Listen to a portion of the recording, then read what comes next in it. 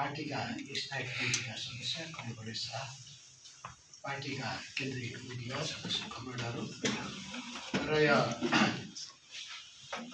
सांस्कृतिक अभियानमा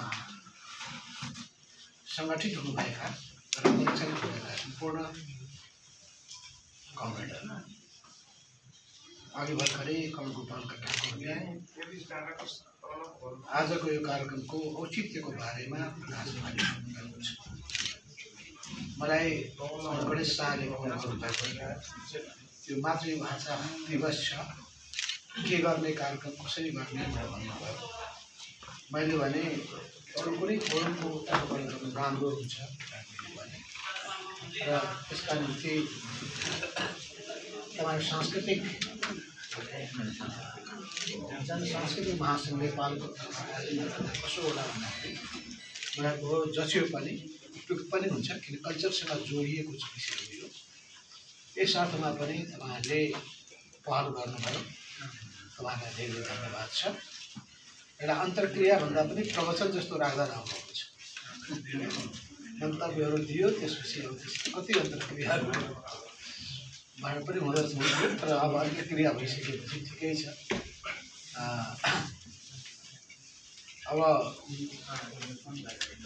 तपाईँहरू सबैलाई थाहा छ हाम्रो देशको विशेषता।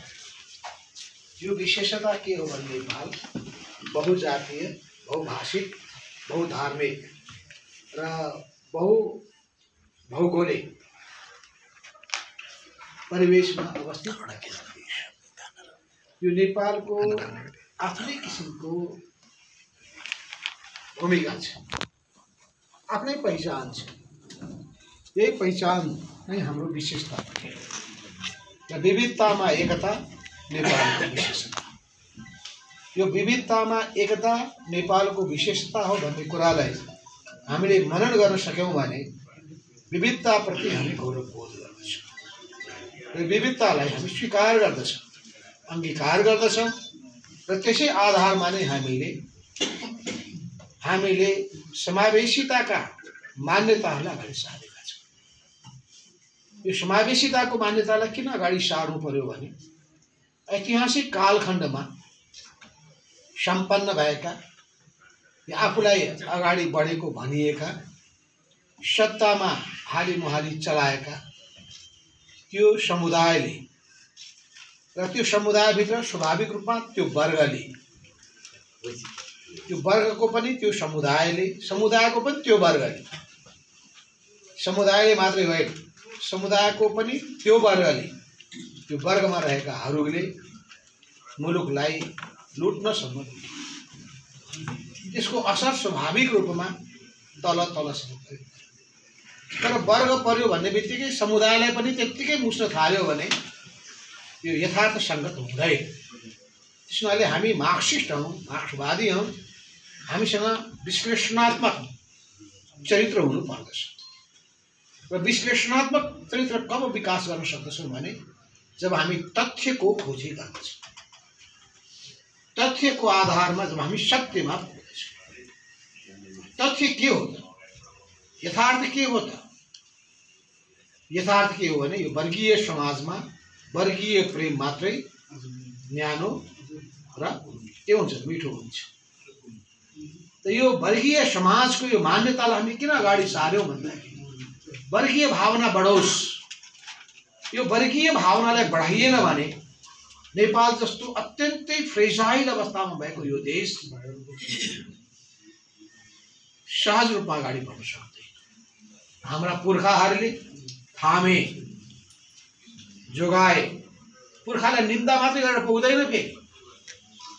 किन भन्दाखेरि संसारका सबै देशहरूको विकास क्रमलाई हेर्नुभयो भने तपाईँ पाउनुहुन्छ मानव जातिकै विकास कसरी भएको छ? जङ्गली युगबाट भएको छ। दास समाजमा प्रवेश गरेको छ। दास मालिक र दासको बीचको द्वन्द्वबाट अगाडि बढेको छ। सामन्तवादमा प्रवेश गरेको छ। सामन्त र किसान बीचको द्वन्द्वबाट अगाडि बढेको छ। पुँजीवादमा गएको छ। पुँजीवादमा पुँजीपति र मजदुरको बीचमा द्वन्द्व भएको छ। यी सबै द्वन्द्वको क्रममा नै एउटा मानव जातिले बाँच्ने लायक समाज बनाउनका लागि साम्यवादी समाजको परिकल्पना गर्दै कार्ल मार्क्स र फ्रेडरिक एन्जल्सले के निष्कर्षमा पुग्नु भने त्यो आदिम साम्यवादको जुन अवस्था थियो त्यस्तै किसिमको विकसित समाजवाद र साम्यवादको दिशामा हामीले लाग्नुपर्छ। र यसै क्रममा मानव जातिले अनेक आफ्ना संयन्त्रहरू संस्थाहरू विकास गरेका छन्। राज्य नामको संयन्त्र बनाएका छन्। राज्य भनेको एउटा दमनको साधन हो भन्ने कुरा पनि आएको छ। राज्यलाई दमनको साधन पनि भन्न सकिन्छ, व्यवस्थापनको माध्यम पनि भन्न सकिन्छ। त्यो बरको हातमा छ भने उसले दमनको अस्त्रको रूपमा प्रयोग गर्दछ। होइन, समाजमा रहेको विविधतालाई संयोजन गर्नुपर्नेछ, मानवीय चरित्रहरूलाई राम्ररी संयोजन गर्नुपर्नेछ, व्यवस्थापन गर्नुपर्नेछ भने त्यसलाई व्यवस्थापनको विशेषताको रूपमा पनि भन्नुपर्नेछ। यस अर्थमा केही मान्यताहरूमा उभिएको हुन्छ, यो कानुनको शासन। यो कानुनको शासनलाई हामी स्वीकार गर्दछौँ। विधिको शासन, यो कानुन र विधिको सन्दर्भमा पनि व्याख्या फरक रहेको छ।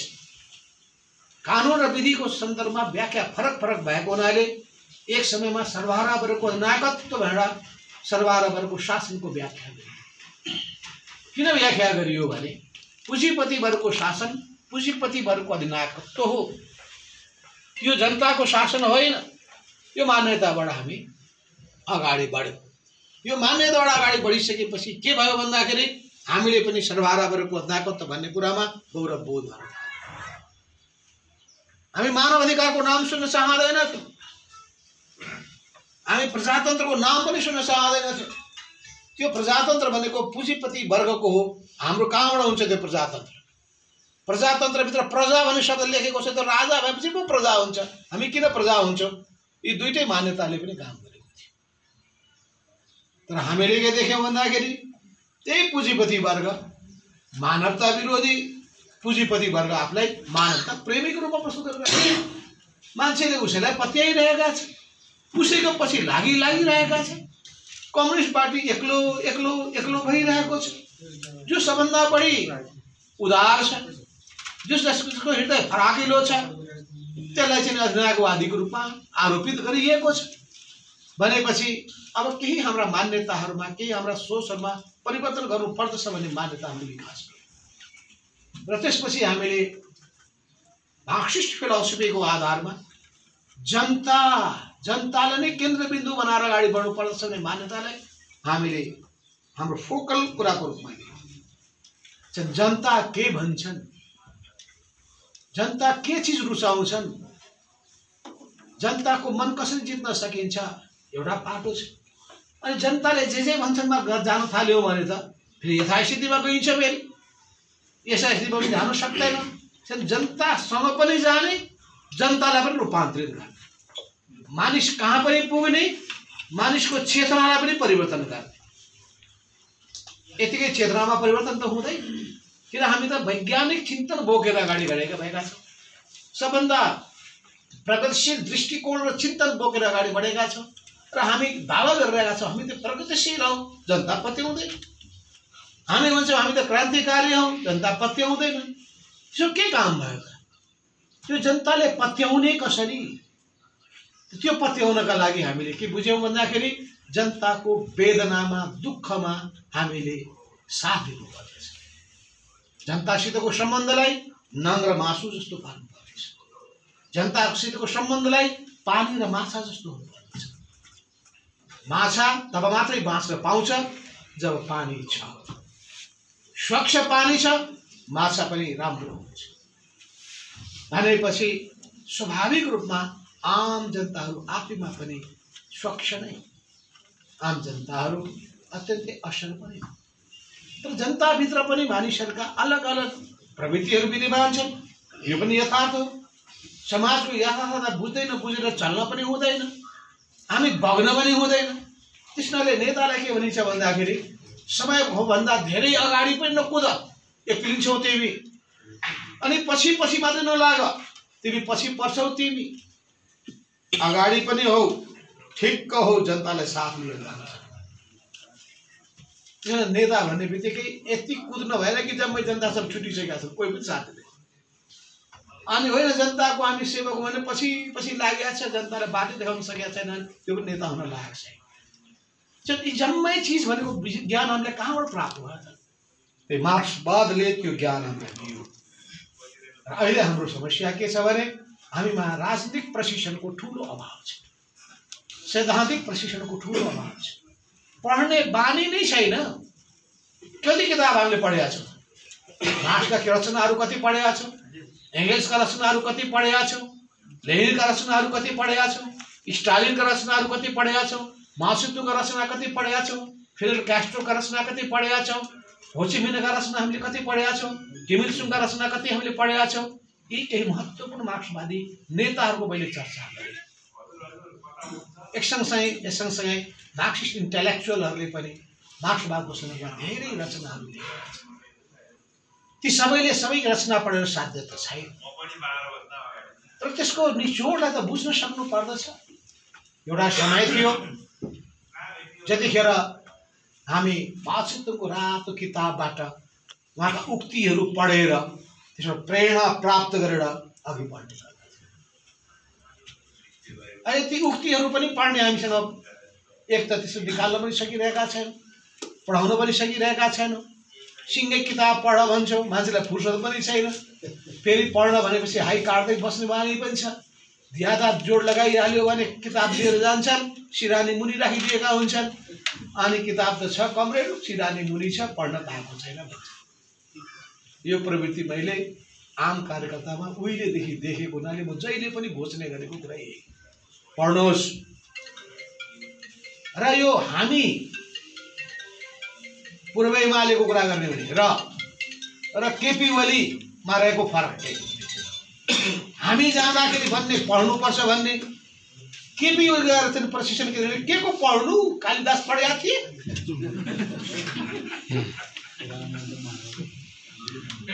कालिदास पढेका थिए के अर्को के ढाका भन्नुभयो? रत्नाकर त वाल्मीकि पढेका थिए, बुद्ध पढेका थिए, गौतम बुद्धले पढेका थिए, पढ्नु पर्दै उनले दिने विद्यार्थीको प्रशिक्षणमा यस्तो कस्तो मान्छे बनाउने, यस्तै खालको साइबर सेल प्रकृति चाहिँ कस्तो मान्छे बनाउने, त्यो भनेको मुस्कण्ड मान्छेहरूको जमात, अनकल्चर्ड मानिसहरूको जमात, असांस्कृतिक प्रवृत्ति बोकेका मानिसहरूको जमात। र कस्तो जमात? मान्छेमा अरूप्रतिको मान सम्मान मर्यादा, जुन हाम्रो पूर्वेली कल्चरको मूल विशेषता हो। अरूलाई सम्मान गर्ने, अरूलाई माया गर्ने, अरूलाई स्नेह गर्ने, अरूलाई अघि बढ्न उत्प्रेरित गर्ने, आफ्नो ठान्ने, आफूभन्दा ठुलोलाई सम्मान गर्नुपर्दछ, आफूभन्दा सानालाई माया गर्नुपर्दछ। एउटा मानवीय भावना संस्कृति हुर्काउनु, र यी सबै चिजको अगुवा शक्ति भनेको कम्युनिस्ट हो। तर के भइदियो भने कम्युनिस्ट भनेका, म एकचोटि अमेरिका गएको थिएँ, मैले भनेको थिएँ मैले भाषणै गर्नु परेको थियो त्यहाँ अमेरिकाको उसमा, त्यसलाई के भन्छन्, त्यसलाई सांसदहरूको भवनलाई व्हाइट हाउस राष्ट्रपतिको भयो, क्यापिटल हिलमा गएको सिनेटरहरू बसेका थिए, हाउस अफ रिप्रेजेन्टेटिभ मान्छेहरू बसेका थिए, इन्टरनेसनल सेमिनार चलिरहेको थियो। एउटाले आएर मेरो छेउमा भाषण गर्यो, कम्युनिस्ट भनेका या वा भन्ने निन्दा गरेर थाल्यो। म मुसुक्क हाँसेँ। ती आयोजकहरू मलाई चिन्दथे, नेपालको पूर्व प्रधानमन्त्री कम्युनिस्ट पार्टीको नेता यहीँ बसिरहेको छ, उसले निन्दा गरिरहेछ। मुसुक्क हाँसेँ। त्यसपछि सुख पालो सकेपछि मैले यस्तो दनक दिएँ त्यसलाई। अहिले पनि हिजो मसँग आएका थिए त्यो सहभागी एउटाले, तपाईँले त कम्युनिस्ट पार्टीको म हो, म नेता हुँ, र मसँग यो दारा नङ्ग्रा छैन है, सिङ छैन, यहाँ मानिस हो, दैत्य होइन। ह्युम्यान, हामीमा मानवीय हृदय छ, मानवीय संवेदनशीलता छ, अरूको मान सम्मान गर्ने प्रवृत्ति छ, हामी निरङ्कुश प्रवृत्तिका होइन, हामीमा तानाशाही कुनै प्रवृत्ति छैन। यो कुराको चेतना होस् तपाईँहरूलाई। यतिकै नेपाली जनता हाम्रो साथमा आएका होइनन्, बन्दुक देखाएर होइन, तर्साएर होइन, धम्क्याएर होइन, पैसाले किनेर होइन, मन जितेर, भावना जितेर, काम गरेर, विश्वास जितेर हामी लोकप्रिय भएका छौँ। हामी लोकप्रिय शक्ति हौँ, दबाव धम्कीबाट होइन, काम गर्दै व्यवहारबाट सुन्दर समाज निर्माण गर्ने परिकल्पनालाई साकार पार्ने हाम्रो पहलबाट यस्तो भएको भनेपछि त्यहाँ त तालीका गडगडाटका साथमा देखेपछि त अहिले ट्रम्प भएको बेलामा भयो त मलाई थुनेर राख्नु पनि भेट्थ्यो। यो क्यापिटल हिलमा आएर भाषण गर्ने यो नेपाली केटो, यो कम्युनिस्ट यहाँ छिरेछ नि अमेरिकामा, त्यो स्थिति भनेपछि माइन्ड सेट। म 1992 मा जब अमेरिका गएको थिएँ, एउटा म ट्याक्सीमा जाने थिएँ, ड्राइभरलाई सोधेँ अहिले यहाँ कम्युनिस्टहरू छैन? कम्युनिस्ट दे आर डेमन्स, उनीहरू राक्षस हुन्। शब्द सुन्नुहोस्, डेमन, राक्षस, तिनीहरूमा मानवीय प्रवृत्ति हुँदैन। ड्राइभर जस्तो साधारण परिवारको मान्छे, मैले त्यो बाटाभरि उसलाई सम्झाउनु पर्यो, होइन कम्युनिस्ट त्यस्ता हुँदैन। म 1995 मा 94 मा अर्थात् 2051 सालमा उप प्रधानमन्त्री भएर म परराष्ट्र मन्त्री भएको थिएँ र त्यसपछि मैले विभिन्न देशको भ्रमण गरेँ।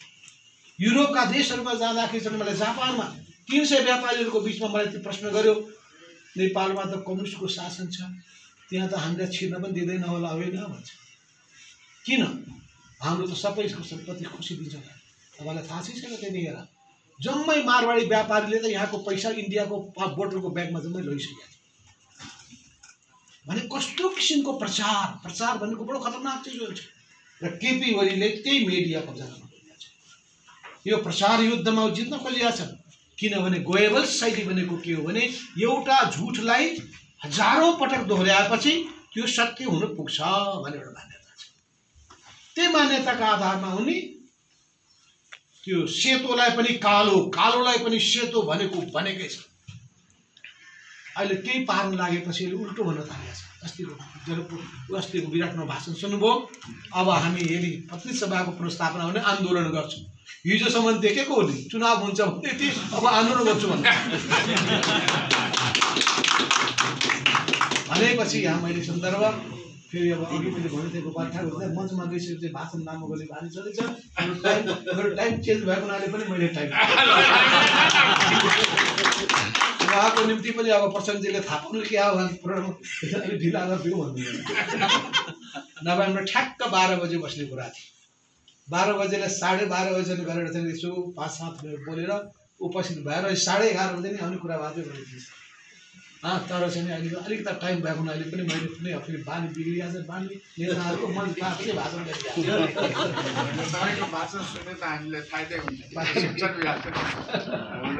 पनि मैले सोचेँ ल ठिकै छ, यसमा उपयोग गरौँ, भेटमा आउनेहरू त त्यसै सधैँ भेटिरहनुहुन्छ नि। अनि त्यसो भएको हुनाले कुरा के हो भन्दाखेरि हो त्यो चिज यथार्थतालाई स्वीकार गर्ने, जनभावनालाई कदर गर्ने। र यो भाषा के हो?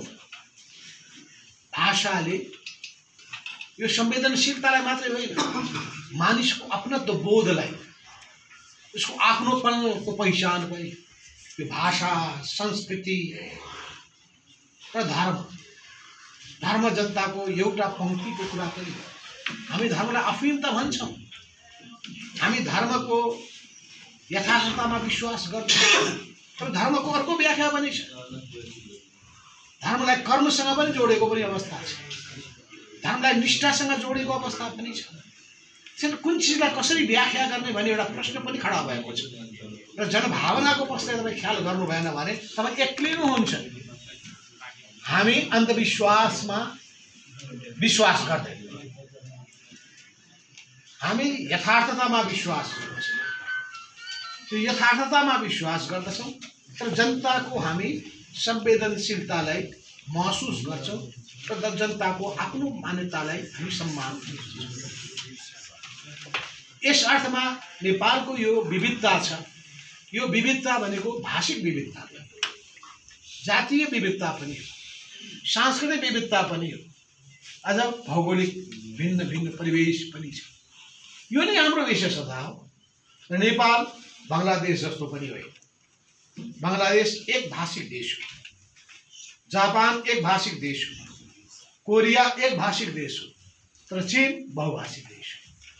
तर बहुभाषिक देश भए तापनि चीन कस्तो झन्डै 92% मानिसहरू एउटा हान जातिका छन्, 8% मात्रै अनेक जातिका छन्, झन्डै 20-22 जातिका छन्, 56वटा जाति। यो स्थिति भारत फेरि बेग्लै किसिमको परिवेशबाट आएको छ। हाम्रो देशको संघीयता अरू देशभन्दा फरक छ। संघीयताको पनि व्याख्या फरक छ। अमेरिकाको संघीयता के हो भने कमिङ टुगेदर हो। अलग अलग स्वतन्त्र इकाइहरू एक ठाउँमा आएर मिलेको थियो, त्यसलाई भन्छ कमिङ टुगेदर। अनि कतिपयको कस्तो छ भन्दाखेरि होल्डिङ टुगेदर। भारतलाई होल्ड गरेको छ।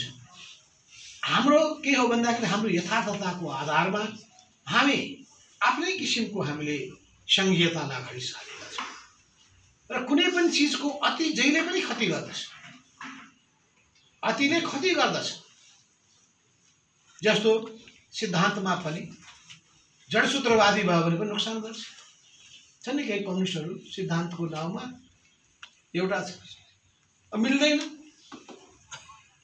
अरू देश जस्तो मिल्दैन। जनवादी क्रान्ति सम्पन्न हुँदा त अर्को वर्ष सिद्धिसकेको हुन्छ नि अरू देशहरूमा।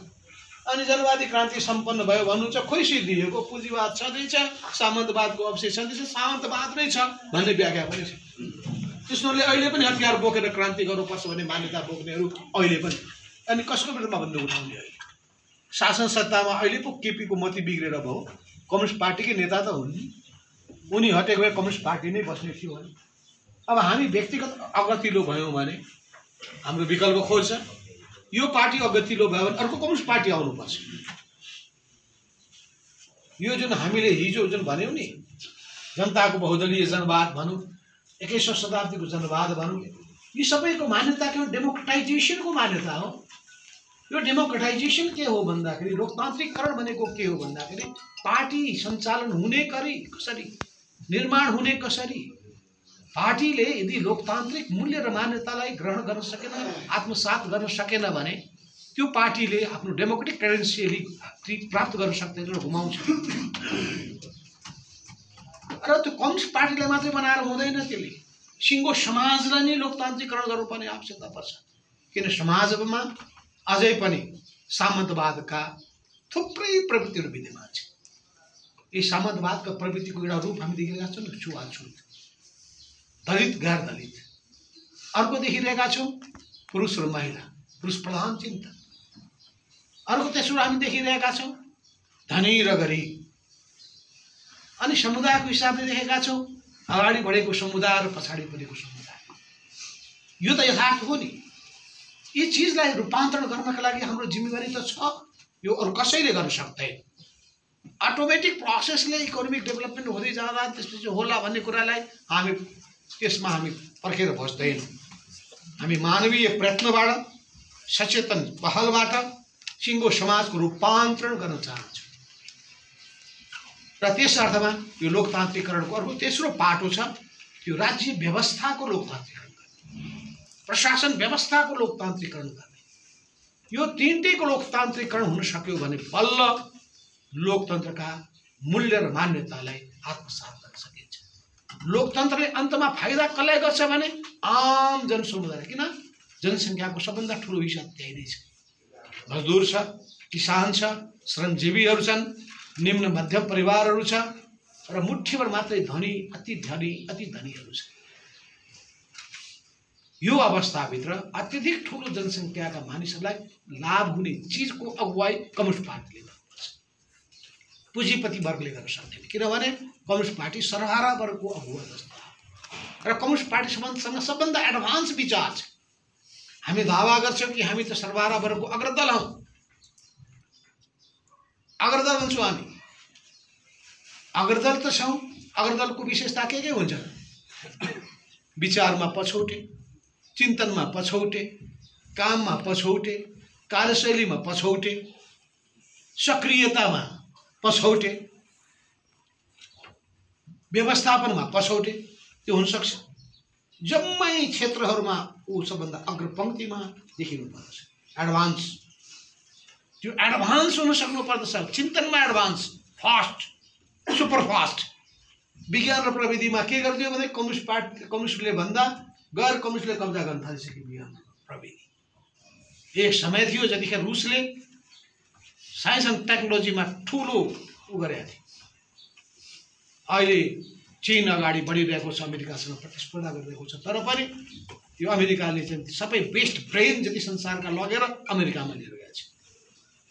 अनि त्यो देखिसकेपछि त्यो ब्रेनहरूमध्ये पनि तान्दै तान्दै चाइनाले पनि अरू देशले पनि लगेर, तपाईँले थाहा पाउनु होला कतिपयले जुन छोडेका छन् मिसाइलहरू, कतिपयले यो सेटेलाइटहरू छोडेका छन्, तिनै ब्रेनलाई ल्याएर पनि सुन्नुहुन्छ नि, कहिले उत्तर कोरियाले पनि ल्यायो कुन अमेरिकाको मान्छेलाई, इरानले पनि ल्यायो तिनीहरूलाई तानेर, मानिस त्यो ब्रेनहरू खोज्दै अब आफूसँग छैन भने अरूको ब्रेनबाट सिक्ने।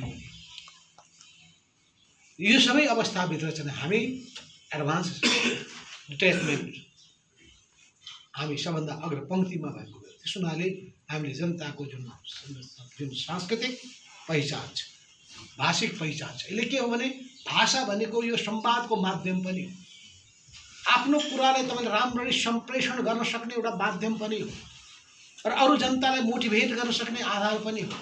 तपाईँ हेर्नुहोस् त, यहाँको लोकल भाषामा बोलेको मान्छेहरू अरू ज्यालो, त्यो तपाईँको कुरालाई धेरै ठाउँमा पुर्याउन सक्नुहुन्छ। र यसको साथसाथै हामीले पनि ख्याल गरौँ, फेरि सिङ्गो राष्ट्रलाई एकताबद्ध बनाउनु पर्ने पनि छ। नेपाल जस्तो देशमा जहाँ कुनै पनि जातिको बाहुल्यता छैन, कुनै पनि जाति, सबै अल्पसङ्ख्यक नै छ, यो अवस्थाभित्र हामीले कस्तो किसिमको नीति राष्ट्रियतालाई दह्रो बनाउनु पर्ने पनि छ, भाषामा परा देशलाई एकताबद्ध गर्नुपर्ने पनि छ, तर विविधतालाई सम्मान गर्नुपर्ने पनि छ। एक समयमा इन्दिरा गान्धीले भारतमा हिन्दी भाषा इम्पोजै गरे, नभए भारत जस्तो देशलाई चाहिँ समेट्न चाहिँ गाह्रो हुन्छ। र बडो विचार गर्नुहोस्, ख्याल गर्नुहोस् है, हिन्दी फिल्मले सबभन्दा ठुलो भूमिका लियो। हिन्दी भाषाको हिन्दी फिल्म र हिन्दी गीतले मान्छेले त नजाने तापनि हिन्दी गीत गाइदिन्छ भनेपछि त्यो एउटा कल्चरल त्यो उसको इनिसिएटिभ हो। यसको भित्र तपाईँले त्यसको पछाडिको कारण कति बुझ्नु भएको छ, पक्कै तपाईँले नबुझ्ने कुरै आउँदैन। यो सिङ्गो भारतलाई एकताबद्ध बनाउनु, किन भावनाले एकताबद्ध गर्ने। त्यसो हुनाले त्यो गुजरातीले त्यो बङ्गालीले बोल्न नसके पनि अहिले हिन्दी सिक्ने होड चलिरहेछ। बाबुआमाले छोराछोरीलाई हिन्दी पढ भन्छ, किनभने कम्पिटिसनमा त मात्रै विषय हुन्छ। इन्टरनेसनली हामी भन्छौँ अङ्ग्रेजी पढ जानेन भने पारै लाग्दैन। अनि त्यो देखेर फ्रेन्चलाई कति गाह्रो परेको छ। फ्रेन्चको कोही समयमा वर्चस्व थियो, तपाईँलाई थाहा छ। अमेरिकाको वर्चस्वलाई तोड्न फ्रान्सले कोसिस गरेको थियो, पार लागेन। किन जति सजिलो अङ्ग्रेजी भाषा छ, फ्रेन्च भाषा त्यति सजिलो छैन। अनि सजिलो भाषा बनाउनको लागि भाषामा रूपान्तरण पनि गरिदिँदो रहेछ।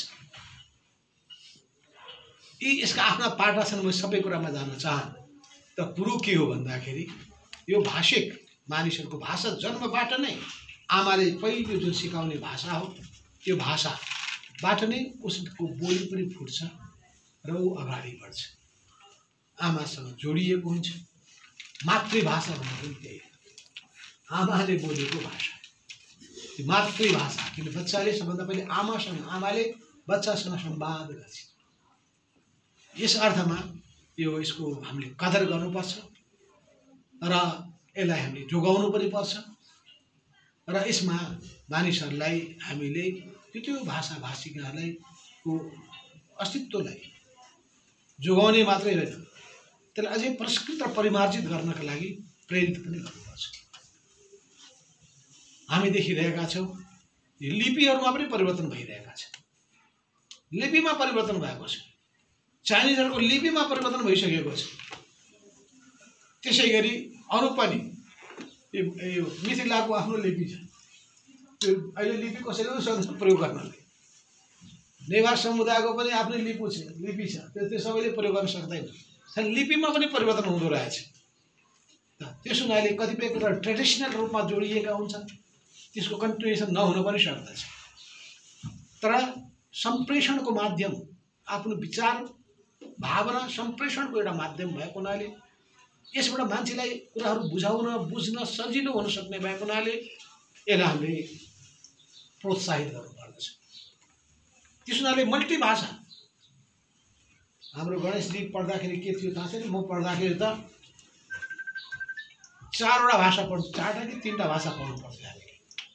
नेपाली पढ्नु पर्थ्यो, अङ्ग्रेजी पढ्नु पर्थ्यो, संस्कृत पढ्नु पर्थ्यो, हिन्दी पढ्नु, 4 भाषा म पनि पढेँ। 4वटा भाषा पढेर चाहिँ आएको। मैले 2023 सालमा एसएलसी पास गरेको हुँ। त्यतिखेर मैले यो 4टै भाषामा चाहिँ परीक्षा दिनु परेको थियो।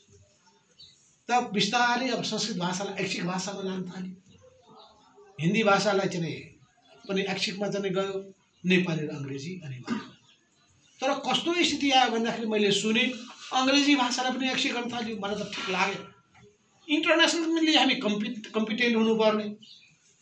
यहाँ फ्रेन्च भाषा हुँदैन अरू सबै, तर अङ्ग्रेजी भाषा लगभग अनिवार्य जस्तै, त्यो गर्नै पर्छ, नभए तपाईँ सबभन्दा एडभान्स ज्ञानहरू प्राप्त गर्न सक्नुहुन्न। त्यसो हुनाले आफ्ना छोराछोरीलाई पनि हामीले नेपाली पनि र अङ्ग्रेजी पनि, त्यसपछि आफ्नो आफ्नो मातृभाषा भएकाले त्यो ठाउँहरूमा त्यसको निम्ति हामीले प्रोत्साहित गर्नुपर्दछ। त्यो भाषा नमरोस्, त्यो भाषा अझै परिष्कृत होस्, समृद्ध होस्। त्यसको आफ्नै विशेषता छ, त्यसको आफ्नै तपाईँको धेरै चाहे त्यसमा कथासँग जोडिएका कुरा होलान्, त्यसका प्रोभर्बसँग जोडिएका कुराहरू होलान्, यी ज्ञानका यी सबै विशाल भण्डार पनि ज्ञानका भण्डारहरू, 1 से 1 विद्वत चाहिँ व्यक्तित्वहरूको त्यहाँहरू चाहिँ जन्मेका छन् त्यो भाषालाई विकास गर्नका लागि। त ती सबै चिजहरूको चाहिँ यो मानव जातिले प्राप्त गरेका उपलब्धिहरू जोगाउने बचाउने कुराको सन्दर्भमा र कतिपय देशहरूमा यस्ता भाषालाई, संस्कृतिलाई, धर्मलाई निमिट्यान्न पार्ने खालका एकदम अधिनायकवादी प्रवृत्ति देखिएको हुनाले पनि हामी त्यसको विरुद्धमा छौँ भनेर चाहिँ हामीले आवाज उठाएका छौँ र हाम्रो देशको पक्षलाई ध्यानमा राखिकन विशेषतालाई ध्यानमा राखेर संविधान बनाएका छौँ।